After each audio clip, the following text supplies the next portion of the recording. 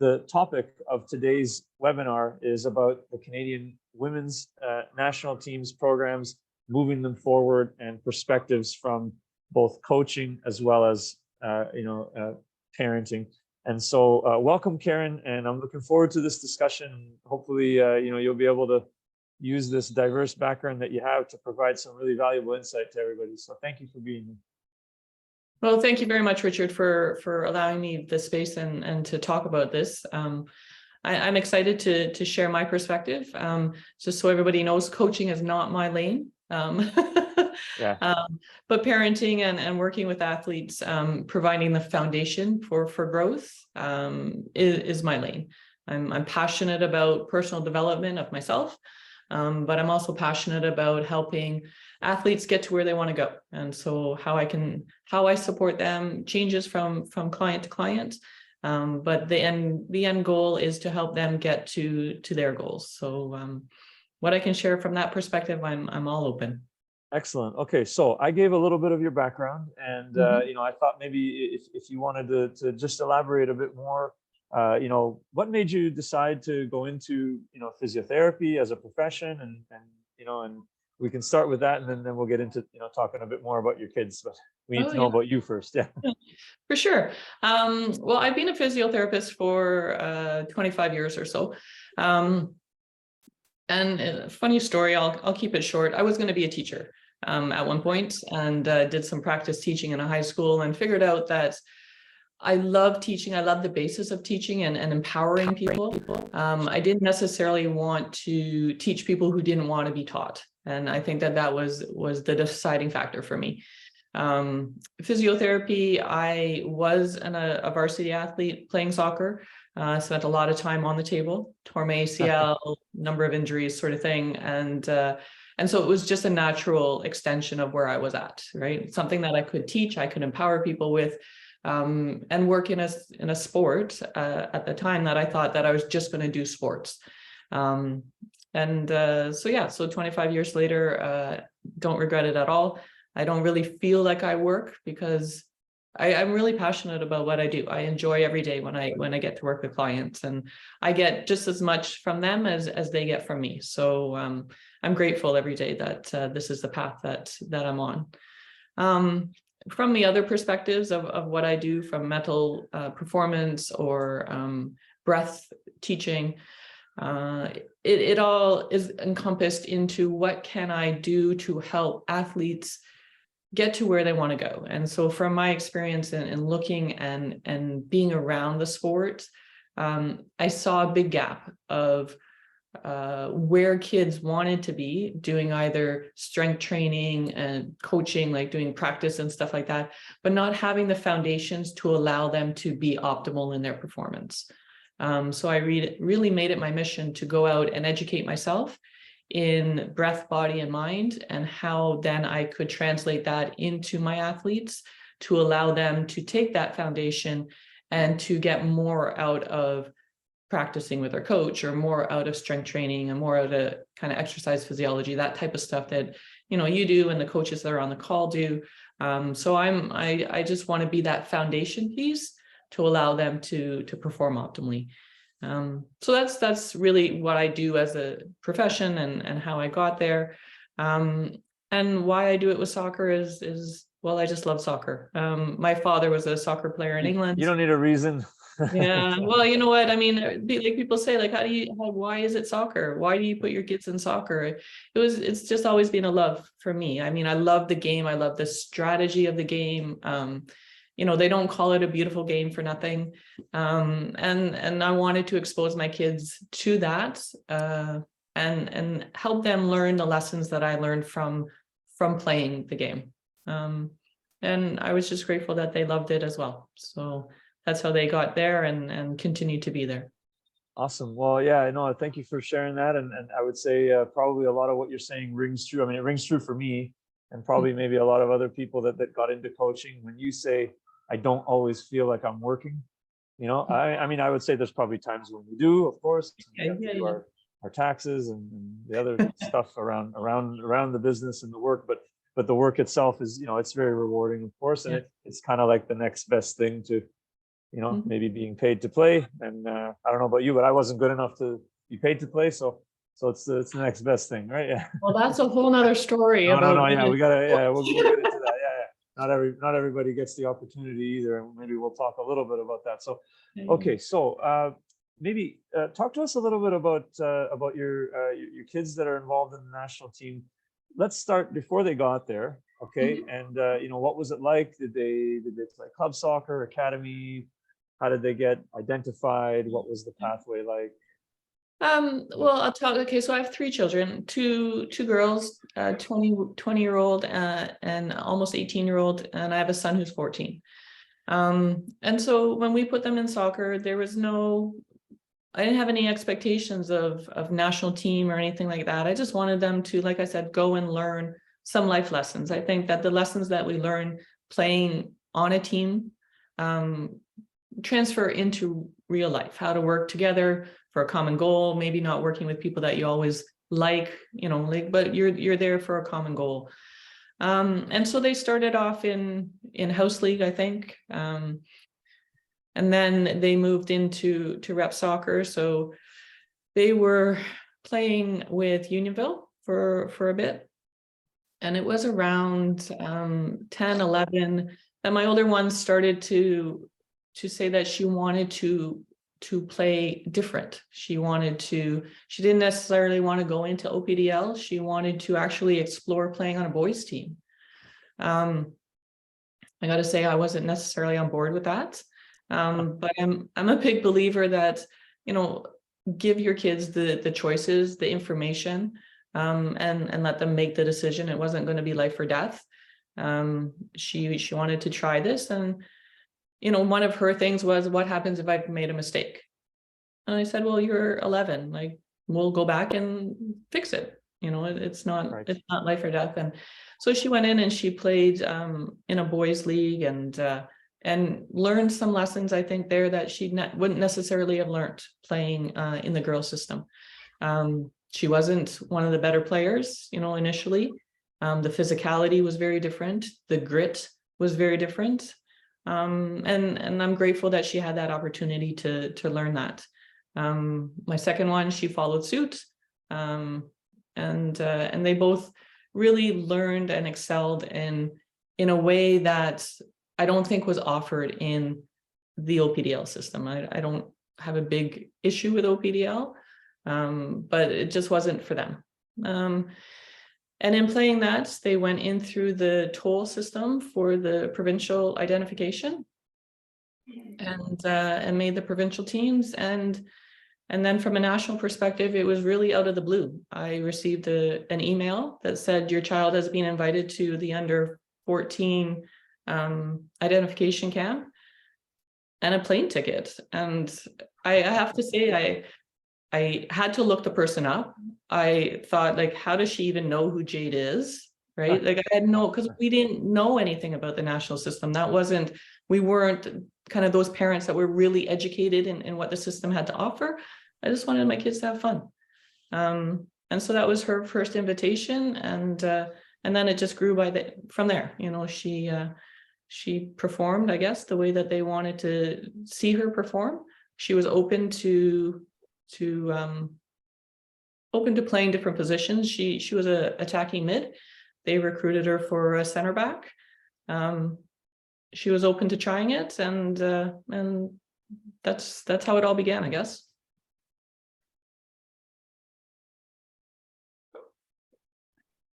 Right. Okay. So, oh yeah. You know what? It cut out just a second. I'm sorry. I don't know if it's perhaps my internet. Usually my internet's very good here, but.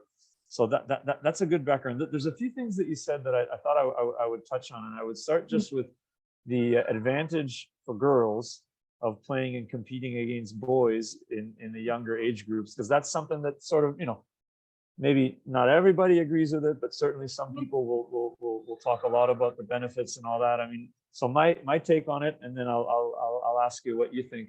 You know, so first of all, it's interesting because girls are developmentally almost 2 years ahead of boys.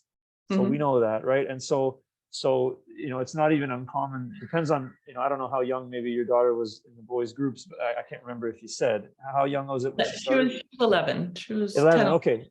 11, Right. yeah. So it's not uncommon at those ages that actually maybe physically the girls will be bigger even than boys, Yeah. taller anyway. But and I know the literature very well on this, that actually, despite the size difference, the boys tend to actually be stronger. Yeah. And that's because of a higher level of testosterone, Mhm. aggression, and stronger, but also more aggressive. And so for girls, they're going to get probably a much better physical competition competing against boys at those ages. And also, they may bring out a bit more aggression, which is a little more rare in girls. So I think it's awesome until puberty. And then Yeah. I would say probably, then you need to, if girls are going to compete against boys after puberty, then usually, and I know a lot of national teams will do this too. The youth teams they'll play boys teams that are a few years younger, because then the size and strength is a little bit more even. So what do you think about that? And I know you mentioned it was helpful, but can you elaborate maybe a little bit more on your Yeah, for experiences sure. there with your kids? Yeah. Well, I didn't have a problem with with either one of them going into the boys system. When I was younger, I played on a boys team. Right. So that didn't bother me. I would agree with you from a physical perspective. There was a limit to what we would allow her to be there when she got to be 14, and like there was that massive difference of testosterone and stuff. It starts to be unsafe. Right. And so we knew that if she chose to go that path, if either one chose to go that path, that there would be a limited time, just from a safety perspective. And so I think, when I'm looking at what the benefits were, for my kids, it was, I don't think it's right for everybody. For mine, it certainly was advantageous for them. Right. Okay. And I guess I'm assuming you probably said it, but by the age of 14, I guess then they didn't do that anymore, right? Well, at 14, yeah, she was pulled into the national camp, and then she was she still did some training with the boys team, but she wasn't playing the games with the boys team. Right. Okay. Training with a group of kids that you've now been with for the last 4 or 5 years. There's a lot of respect there. And it wasn't about, I've got to go and get her, like she's a girl, I can't let her take the ball, like that type of mentality, which comes across in when boys and girls are playing against each other, when we get to the puberty, the testosterone and all of that kind of stuff, right? So there wasn't a safety issue from practicing, but from a game experience, there definitely, she stopped playing the games about 14, I would say. Right. Okay, great. Yeah, so that makes sense. So now another thing that you mentioned from before that I thought I would just touch on now was OPDL, and I just wanted to be clear. So neither of your daughters played in the OPDL, but they were identified into the provincial program? They went through the toll system. So can you explain to everybody here what that is, and perhaps some of the coaches don't know? Or, yeah, for sure. So at the time, if you weren't in the OPDL, you could be identified through a day where they called it TOL, Talent on Location Day, I think it stands for. Okay. And so they were, if I can remember it correctly, I think that a coach put in their names, both of them, in different years, to say like, we would like her to be able to come to this day. And it was for people who weren't playing in the OPDL. So if they were playing in academies and things like that, that they were able to still be able to get identified. And then once they were in the provincial system, then there's a prerequisite to be on an OPDL team within, I think it's within a year. So if you make a provincial team within the next year that you have to be signed then with an OPDL team. And then both of them happen to be called into the REX program, but now is called the NDC program. So that was their kind of transition. so they kind of missed out on like that requirement to be in the OPDL. That they didn't do that just because of the timing of them The going on that timing of straight. it, yeah. Right. Yeah. So yeah, because like I know it's a point of contention sometimes here, and people talk about, is it right, is it fair for the provincial and even the national organizations to sort of funnel everyone into one Yeah. league at the youth level? Is it exclusive? Is it cost prohibitive and all that? And I mean, I'd like to hear your take on that if you'd like to give it. I think that how the OPDL was presented to us years and years and years ago was that it was going to be this exclusive league where we had, the more the advanced players, for lack of a better word, Right. playing against each other. So we'll have the talent all in one area. Right. From my perspective, I think it's been watered out. I don't think that the OPDL is necessarily the high performance league that it was meant to be, or that it was sold to us that it was going to be.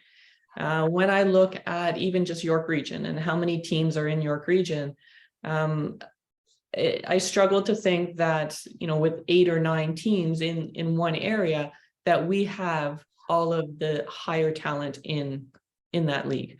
And then you are excluding the people that can't afford to pay OPDL prices, right? So that doesn't mean that they're not talented, but maybe that they just can't afford to play, to travel that much or whatnot. And I don't think that's right. I mean, if I look at the Spain under-17 team, the team is practicing, they're in a hotel, they look out on a beach, see this kid playing, and go after her. She's phenomenal. I don't know her name off the top of my head. That actually happened? Oh yeah, 100%. Okay. Yeah, she's a phenomenal midfielder. And so then they go and get her, right? So she's, if we translate that into Canadian soccer or Ontario soccer, that's not happening, right? And so then you've got this really talented player who now doesn't have the opportunity to represent her country because maybe she didn't know about OPDL. Maybe she didn't have the resources. Maybe her parents didn't have the resources. I think that is very limiting when we say that you have to be specifically in this league and only this league to be able to progress through the system. And maybe that is, one of my things about the system is that I think that we need a bigger pool of players at the younger ages, that we're developing a bigger pool of players, so that we can then have more of a pool at the senior level. And if we're excluding people at the younger level, then we're already diminishing our numbers by the time we get to the senior level. Yeah, it's an interesting point. And I mean, there are, like, okay, as you mentioned, the issue around, so many clubs in one area and others, in another area, and about, whether or not it's exclusive. That I think is an interesting discussion too, because I think perhaps there are some people, families or whatever, maybe literally can't afford the cost. And so that's, there's some exclusion happening there. There's probably others that, well, maybe they could afford it, but maybe they don't see the value. They're kind of on the fence about, I don't know, is the coaching better? Is the competition better? Is it really, am I really getting what was sold to me? And, I mean, I could speak, my own experience having worked for almost 2 decades now, and 1 decade, in directly in that environment, that I think it definitely is. And I feel like you touched on it a little bit, is that it was presented a certain way, right? But then a lot of the so-called standards that, are supposed to be adhered to by the clubs, everything from coaching to training to fitness to, I'd like to talk a little later about fitness and injury prevention. I know that's your background as well, right? But now all of a sudden you see that they're not meeting those standards, and then perhaps again there are maybe a lot of talented players whose families just don't want to put them in the league because they don't see the value. And I guess it's it is a challenge. And then to go to the last point you made about having a broader pool of talented players. So, like, by definition, if you try to force everyone into one league, you can't really have a broader pool, can you? You're narrowing the pool, correct? And are we narrowing it then too early? Are we narrowing it and excluding the okay, so if we're in OPDL, and OPDL starts when you're 13, Yeah. right? So we're looking at then 13-year-olds that are maybe, you know, early puberty, right? So they've grown, they've hit their growth spurt. You know, are we then excluding somebody who is not physically as mature of no fault of their own? It's just the way that their body is, but they don't get an opportunity to make that team because they're not physically mature. So then now they're in what we'll call a lower league, right? And then now they're missing out, right? And they were missing out at 13. So we're excluding people from that program when they haven't even hit a place that we can really define that. Like, I don't know. So yeah, that's an excellent point, and I want to go into that a little more with you. So this is what I'll tell you, that there are fairly cheap, well, not cheap, free actually, ways to assess players and get a very, very valid and accurate measure of their developmental age. We do it in our business. If you've heard this term, peak height velocity. So peak height velocity is essentially the age where you reach your maximum rate of growth. So for girls, on average, that's 11.5. We know that that's what it is. So, and we have this very, very valid method, which only requires measuring standing height, sitting height, while you're sitting in a chair of a known height. So you need the height of the chair, and the standing height and sitting height gives you the length of the femur or the thigh relative to the total height. And then you need body mass in kilograms, and you need to know the sex, male or female. And there's equations that you can plug that information into, again, for free. And you can calculate developmental age. And if you do that with youth players, you know, knowing that the average for girls is 11.5, anyone who falls, let's say, a year, you know, later than that average, meaning any girl who's tested and we see that their age of peak height velocity was 12.5 or 13, it's very common. You mentioned it, late developers, right? When we have that information, now, you know, we can more accurately assess players, and we can make valid comparisons between, even within the same team. I've done this, you know, literally with thousands of athletes, and with most teams, the range in development is almost 3 years on average, meaning they're all 14, like they're all born in whatever it is, 2008 or whatever it is, right? But in the team, developmentally, some of them are about a year and a half behind, and others are a year and a half ahead, and then there's some in the middle. So I already probably know the answer to this, but this wasn't done with your kids, right? No.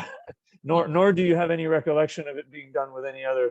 Absolutely not. Yeah. So I say absolutely not, because there's just no way that anybody was doing any science of that type, right? Which begs the question: if we have this science, why aren't we doing it? And why call it a player development league when one of the most crucial aspects of development, which is physiological development, isn't even being looked at? And you know what ends up happening, unfortunately, then is players who are late developers, and this is an interesting thing too, is like a lot of times we judge it by height, meaning we think that the taller players are early developers, and you know sometimes that is the case anyway, but tall parents have taller children, right? Like, and short parents have shorter children on average. So development, you know, in measuring the developmental age, a player who is an early developer isn't necessarily just going to be taller. She's also, you know, there's cognitive development that happens. Like you see this in school, right? Like the early developers are, you know, whatever, they pick up the math quicker. Their reading and writing is better, you know. So that translates to your intelligence on the field too. So what do you have? You have players that, like you said, through no fault of their own, unfortunately, are just going to miss out. And again, with this sort of exclusive model, you know, are we even narrowing the pool even more? So we're narrowing it by putting them in the league, and then because there's no effort made to factor in actual developmental age, we're narrowing it even more, aren't we? Yeah, you know what? I think that, like, when we talk about the terminology development league, right, I would like to focus on that for a second. That how are we judging development, right? How are we judging whether they're still, and not to say that I don't emphasize winning, right? I think that I think that we need to teach the kids how to win, right? Develop that kind of culture, right? We have to teach them how to lose as well, right? So I think that keeping score is an important piece of that. But I think that the development of the kids, right? So if we look at a team of 15, and you've got your higher performing kids here, and you got your lower performing kids here, the lower performing kid can still develop, right? And there's nothing to say that that child won't in 4 years be one of these people, as long as we're focusing on his or her development, right? So do we have any standardization of that? Do we have any way of, helping the coaches to realize that development doesn't just mean that whoever's the one who's scoring the goals to win the game, right? That you want, if you're a midfielder, we want to develop them and their ability to explode, to, their agility, their endurance, that type of stuff. Are we measuring that from a positional standpoint, right? Yeah. Like those type of things, when I think about development, that's what I want to see. I want to see my kid be better at the end of the year than they were at the beginning of the year, irrespective of whether the team has won, right? You can have the worst team in the league and have the most development in your players. And so what are we judging as success when we're looking at these teams? That's a good question. So I would say it's probably not that easy. It's relatively easy to measure physical development. Whether that's being done, that's another story, but it's relatively easy to do. Other, if we want to call, technical ability, okay, there are probably standardized assessments and things you can look at, and then the performance in the game, okay, it becomes a bit more difficult to measure, but there are probably ways to do it, and I know something that I saw in South America, for example, is that coaches in a particular league were required to give it's a subjective report, but it's a score from 1 to 5 for each player that their team competes against. So what happens is, if I'm coaching my team against your team has 18 players and maybe 14 of them got in the game or whatever. So for each of those 14 that played, I'm rating their performance from 1 to 5. And then the next time your team plays against this other guy's team, he does the same. So at the end, and there's a database. This is done in South America, by the way, in the professional academies, right? So now you've got a database of players who have been rated by their opposition coach in a league of 10 or 12. And anyway, those are the kind of things that, like, okay, so perhaps the best coach, the one who's produced the best development, is the one who, from the beginning to the end of the year, got greater improvement in his or her players based on that measure. And then there's maybe video analysis and other things that can come into play there. And yeah, I think it's probably a bit of a limitation here, that we don't really have a good a good methodology and strategy to really assess development. So perhaps there's some players that fall through the crack there too. I don't know. Well, yeah, and I agree. I think that science will only take us so far, but just the thing that you mentioned, what that sounds like to me is that everybody's on the same page, right? That everybody wants everybody to get better, right? Why else am I going to invest my time and my effort to analyze your players, right? If we're not all in this together. Right. And so when I think about our experiences, or my experiences and what I've seen as a parent, I'm not going to say that all coaches are all in this together, right? That there are coaches that want to just take credit for things, as opposed to working together for the progress of the sport, right?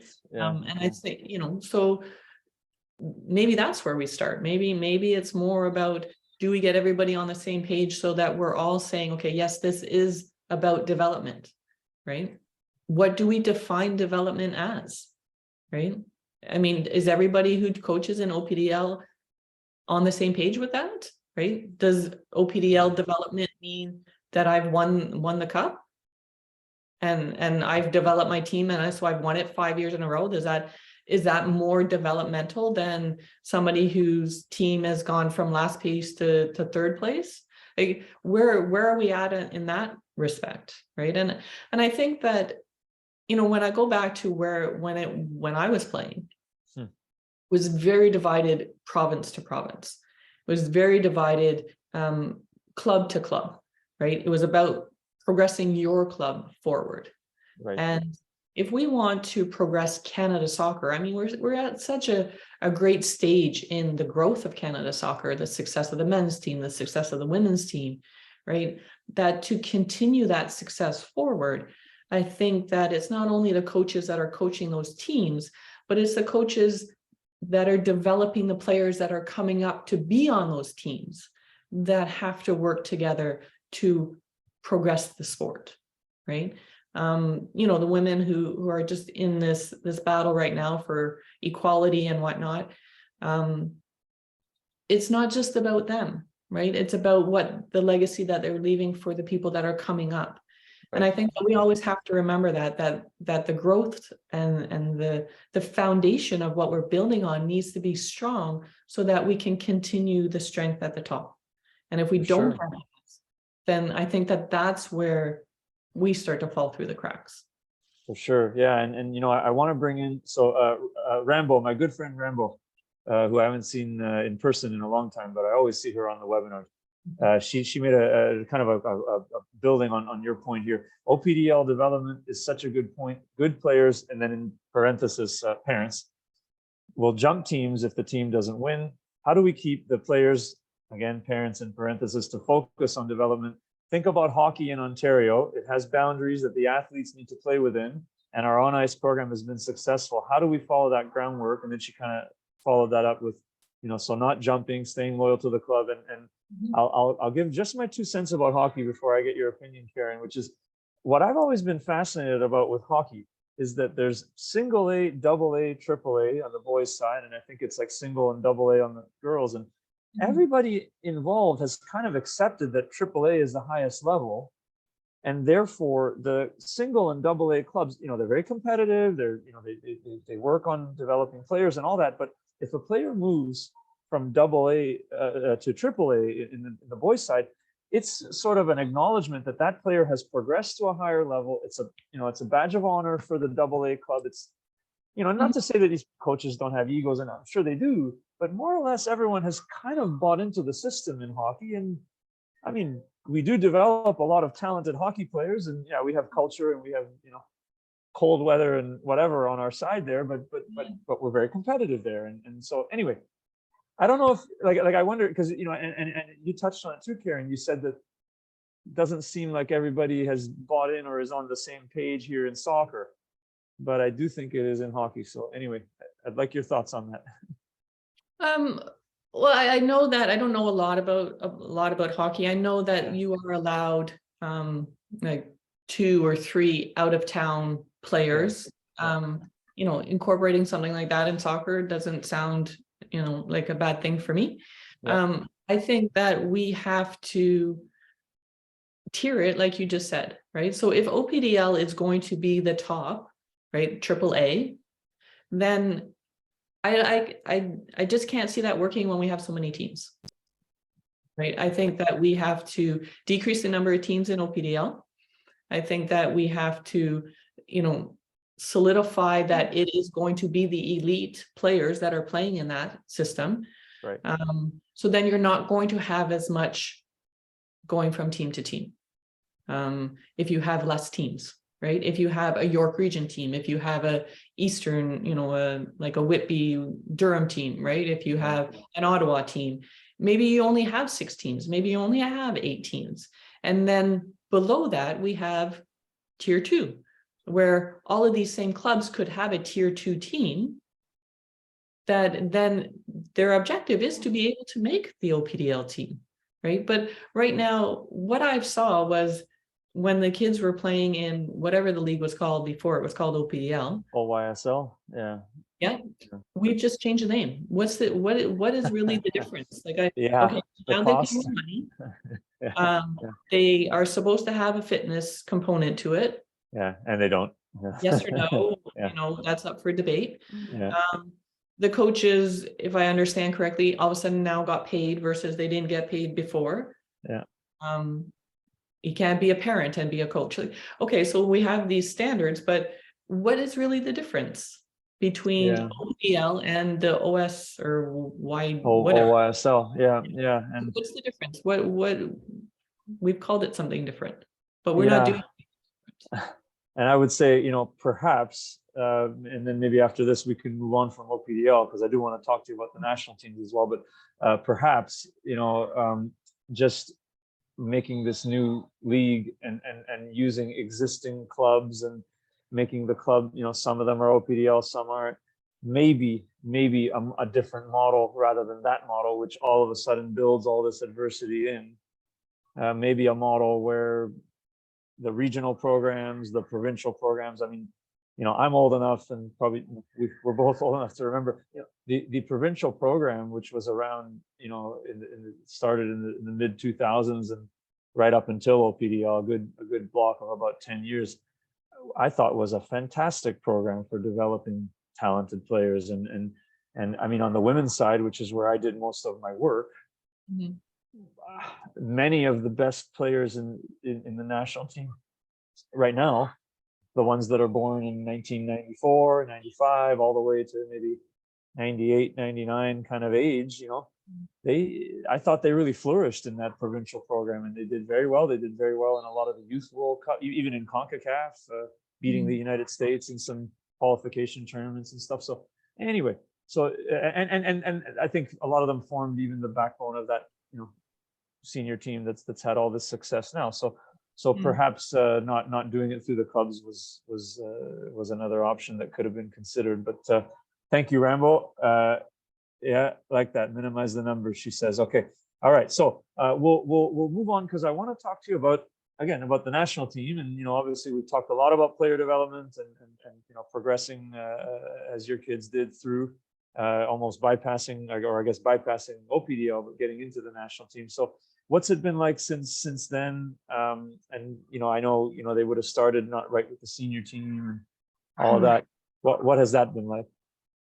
Yeah, so they went into what was called the REX program, now called the NDC, and I think that is a great stepping stone to the national teams.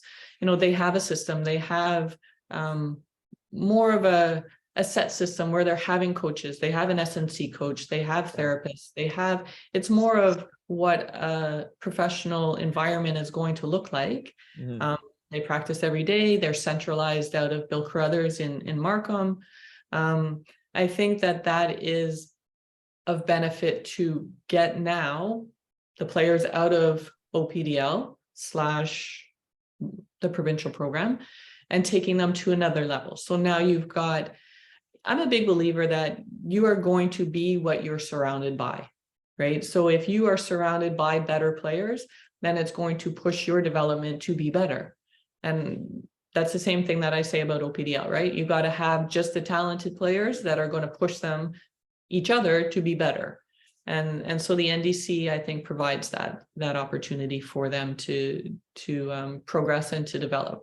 They're monitored and whatnot, which I appreciate. I think that it gets the most out of them. The coaches are doing a great job. They're not affiliated with any other clubs or anything like that, and they're not the parents of somebody, sort of thing. Like they're paid. That's their job. Their job is to develop the players so that they can move on to whether it's universities, whether it's the national team programs, but it's about developing the players so that they can, again, I always go back to this, having a bigger pool. If we want to talk about the women's national team, and we want to talk about once, Bev came in just this last time, she's brought in more new players into giving them opportunities to showcase themselves than I think in my memory that has ever happened, right? I think that before Bev came in, you knew the 11 players that were always going to start. You knew the players that were going to make the team, the rosters. And now you're hearing about players that have never been in the national program, right? Evelyn Vienne, right? Who plays her first game for Canada when she's, I don't know, late 20s, right? I think that's fabulous. Like they're fabulous, strong, competitive women players out there. And we need to give them an opportunity to showcase what they have. Again, bigger pool so that we can then pick whoever. I mean, we know that a soccer player is not going to be a 10 out of 10 all the time, right? But if you have 11 players and that's all you have, or you have 15 players and you don't know about any other players, then you've got to take them when they're, performing at a 3 out of 10, right? Everybody has ups and downs in their career, right? But what would Canada be like if we had, okay, you know what? You are playing, 3-4 right now, you're dealing with something else, but don't worry, because we have, player B over here that we can bring in while you're recovering, while you're doing whatever and whatnot. And so there's not these big gaps in performance because we only have so many people we think that can perform. Well, for sure, statistically, right, a larger sample size is always going to yield, a more a more valid or a more trustworthy result. And yeah, you're absolutely right. And maybe from some of the examples you're giving too, maybe that larger pool should also exist, not just for youth. I mean, we can all kind of agree, casting a wider net, whether it's OPDL or whatever youth leagues, but perhaps even when players are older. And I can tell you that in the professional game, and if you look at the ability of coaches or scouts to predict. Now, I mean, everyone probably could predict that Leo Messi was going to be a superstar because he was already a superstar when he was young. But if you look at you take out those outliers and you look at the ability to predict whether or not a player who's in a talented pathway and is more of an average player or whatever, in that pathway, which is most players, that's what average is, right?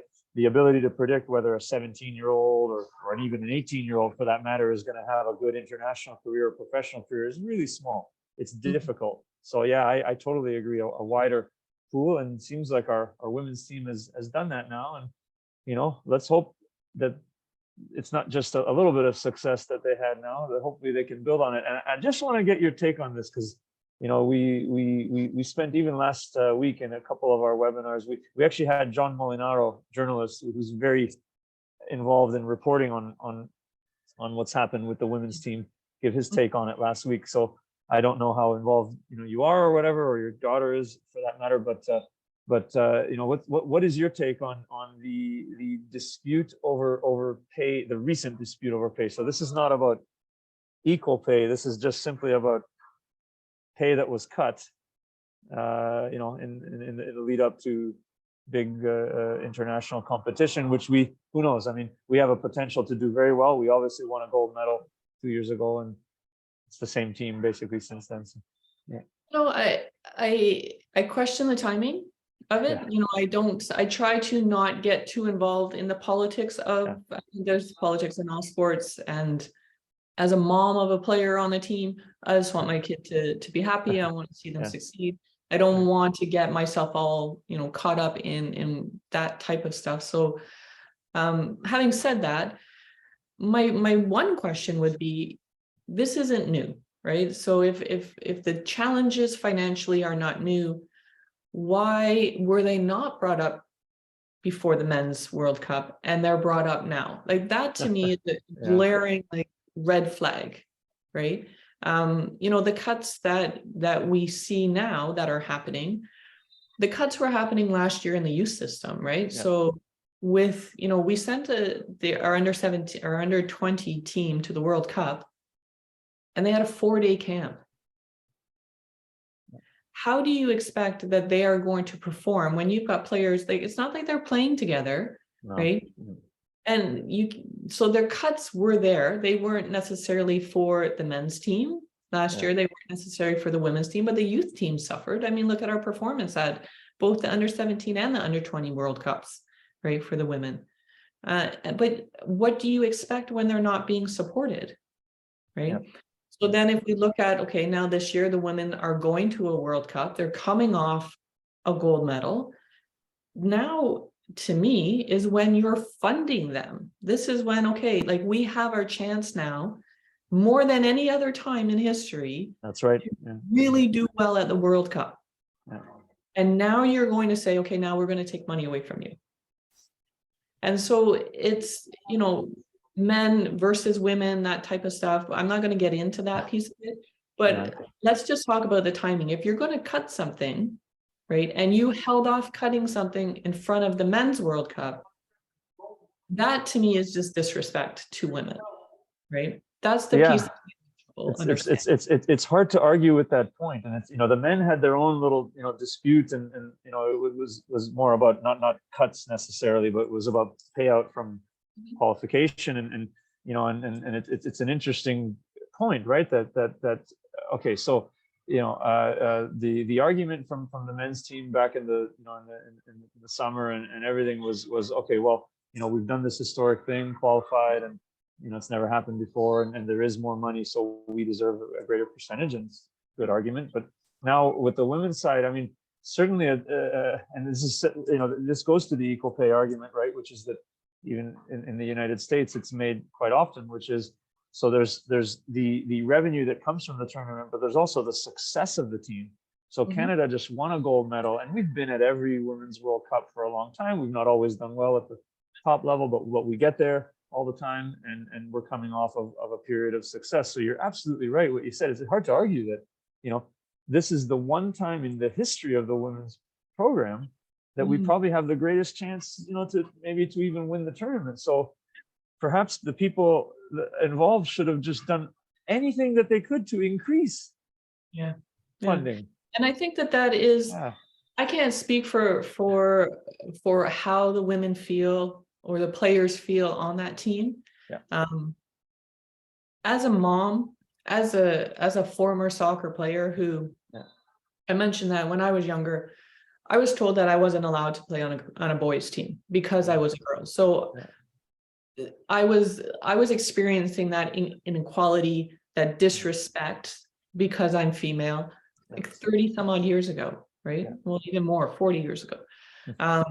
To see that they're getting disrespected now, like, it's not, to me, it's not about the equal pay. I think that, realistically, okay, the revenues are coming in more in the men's side, right? I don't think that in my lifetime, I'm going to see a woman being paid the same as Messi is being paid, right? And okay, so he sells more shirts and revenue and all of that kind of stuff, right? That's not to be argued. It's about the respect piece of it. It's about that you are disrespecting me because I'm a female, right? I don't see any other way. I don't see any other explanation for it, of how you do that. How do you cut it this year versus last year, right? Can't you figure out how to cut it next year? Or, do you know what I mean? Or like, this is a huge year. I struggle with that. I really struggle with that, and understanding the thought process. I mean, I don't think that anybody gets up in the morning and says, you know what, I'm going to do this, and I think it's a really bad idea, and I'm going to go with it. So somewhere along the line, whoever, the board of directors, came up with a decision and thought that this was a good idea.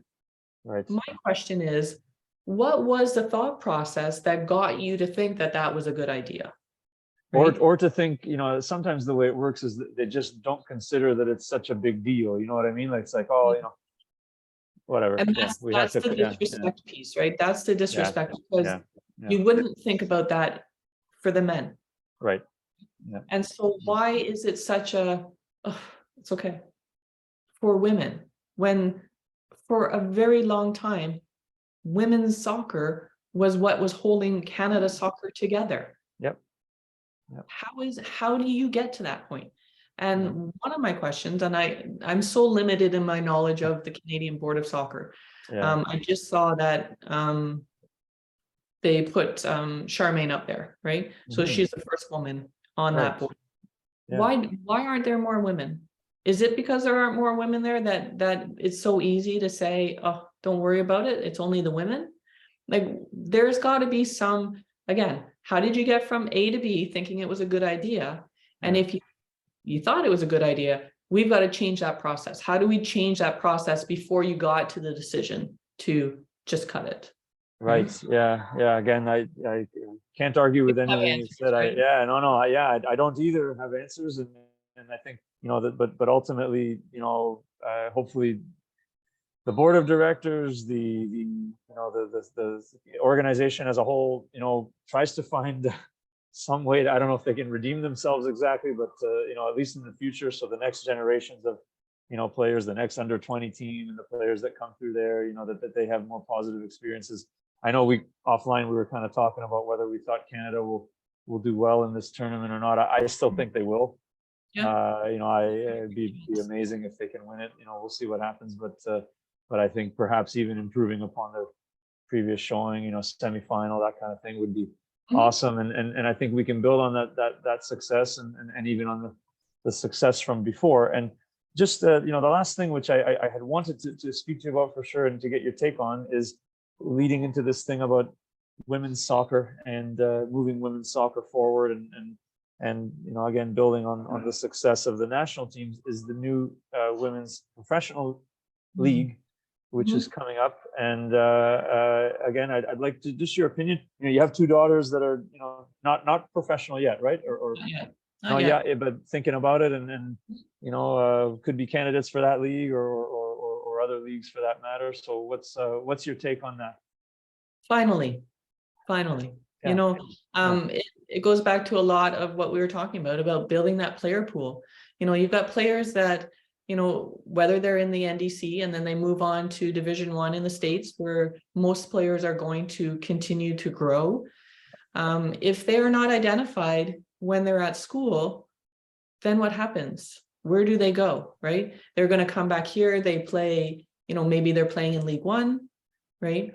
But again, we're talking about how do we keep the elite players together so that they're pushing each other to become better, right? And having a professional league to enable them to come back, continue their soccer career. And again, then maybe somebody is at 22, 23, finally coming, and playing their best soccer. And now they can be identified. So I think it's a huge opportunity for us to allow more players to continue playing the game at a high level and increasing that pool of players, right? Because right now, there's so many players that play Division I. They're not being identified at the moment with Canada Soccer, and then they just stop playing. Right. Yeah. And again, I mean, that was sort of the same argument, on the men's side that was made for why we need our own league and even why, in the 80s and 70s and whatever, eventually our men's national team had a group of players that was good enough to get to a World Cup in 1986 was because they were playing in this, North American League and all that. And so the argument, the rationale is there.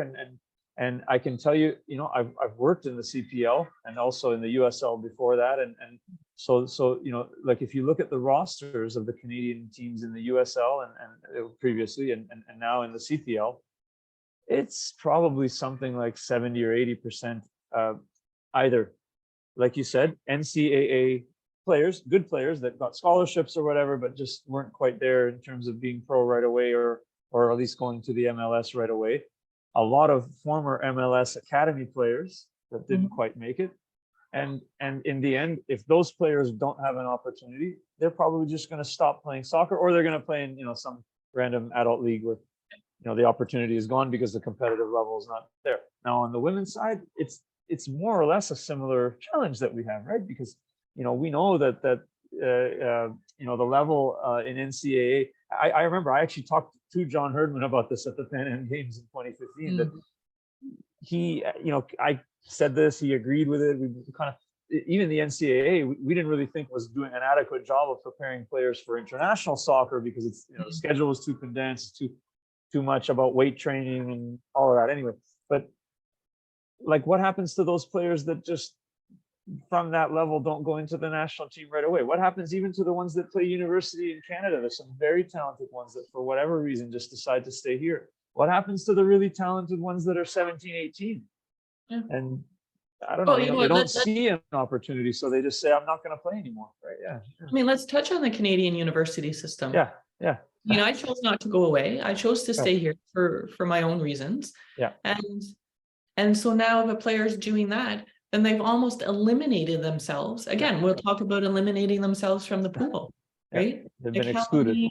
Yeah, they're excluded because it's not, Canadian university system's not on the same level as the States. I mean, the States is all about sports and whatnot. And we're not quite there.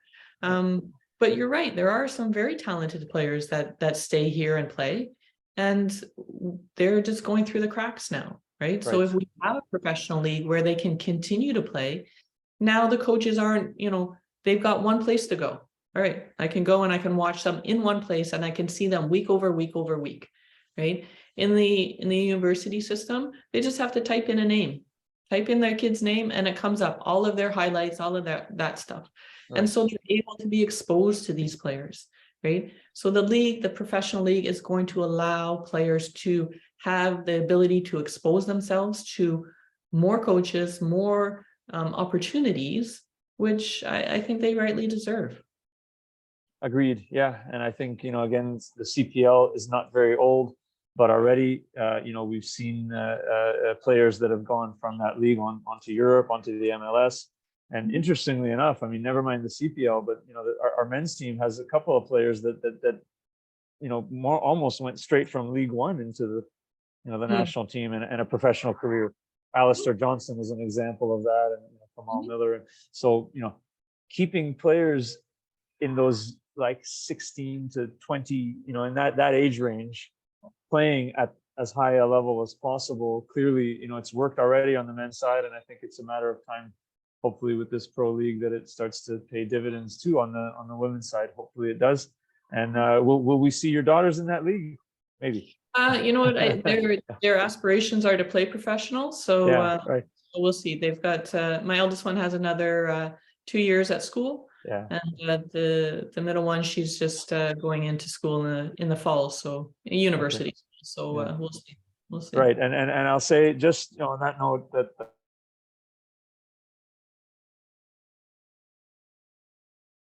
something that's pretty awesome about SL is how many of the players have at least earned a bachelor's degree, and they do it while they're playing, or they wait until their degree is done before they play, which is it's a little bit unique right now in terms of in the men's game, for example. Most of the good players have to decide between going to university or being a professional.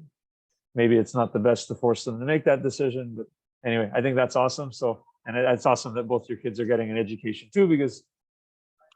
Well, the reality is right now is females, they can sign a contract right now, but it is not going to take them for the rest of their lives, right? So if they can sign a contract for $22 million, then that would be different, but that's not the reality right now. So. Right. Yeah. And I would say that's the case for most of the male professionals too, because outside of the top leagues, the bulk of the players are really not being paid that much either, but there just isn't enough, infrastructure or whatever for young guys to go to school and then play pro when they're done. Like the clubs don't want them. But in the women's game, it's happening. And I think it's an awesome model because it gives everybody a backup plan if professional soccer doesn't work. So that was our thought process anyways. Yeah, for sure. Well, Karen, it's a little past 3 o'clock, and usually we go about an hour, and so we're just about done. So I will say, thank you so much for your time and being here. I'm glad I met you, because I know I met you, just through like social media, I think, or something, right? And I was watching one of your podcasts. Yeah, one of the other podcasts where I was probably going on a rant about something, right? But I'm happy to be able to meet and interact with another professional in the game that has such an amazing background, and your kids. I wish them, of course, the utmost success in the game. And I'll just say, if you have any last words, and maybe anyone who's watching now or would like to get in touch with you, how can they do that? And I'll put that in the chat here.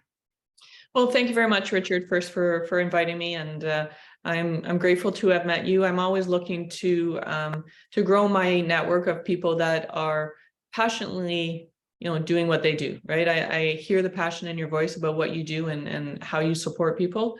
And that's where I come from as well, right? So I think that kind of partnership is a great asset for both of us. If anybody's looking to connect with me, Aligned Function is my business. You can go to alignedfunction.com. And I love to connect. I love to connect. And, if it's not support through what I do, if there's any other way that I can support people, my personal passion is to be the best version of myself.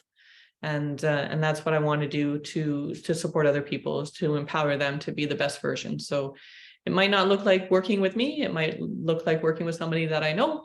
Any way that I can support people is what I'd like to do. Did we cut out there? I think I just lost that. This internet thing, eh? Oh, I don't know. Maybe it'll fix itself in 2085 when I'm retired. Yeah. Okay. Well, I'll read you just a few comments that came in just now, Karen. So from Rambo again, outstanding. Thank you. And she says Jade should be a striker at the World Cup. So Rambo has already. I don't know if Jade is a striker, but maybe her sister Naya, she's a striker. We'll put her up there. Oh, back to goal. That's a whole new skill set, right? Yeah. And then Emmanuel, really well done. Love this presentation. Thank you, Richard. Karen, great insight. Thank you both. All right. So yeah, thanks again. And I know we'll be in touch soon. And when this video goes up on YouTube, we'll send you the link as well. Okay. All right. Awesome. Thanks very much. Have a great day, everybody. Thanks, Karen. Bye-bye. Bye.